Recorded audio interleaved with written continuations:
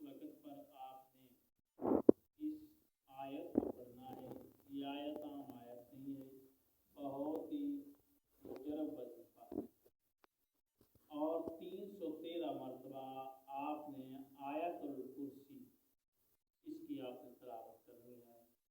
313 مرتبہ آیت الکرسی آپ نے پڑھنی ہے۔ جو بھی آپ کا مقصد ہوگا، جو بھی آپ کی حاجت ہوگی، وہ پوری ہو جائے گی۔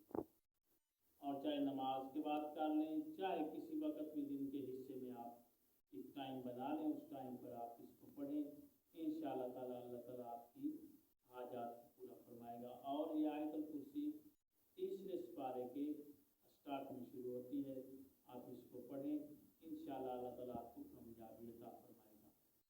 اللہ پر ہمارا ناصر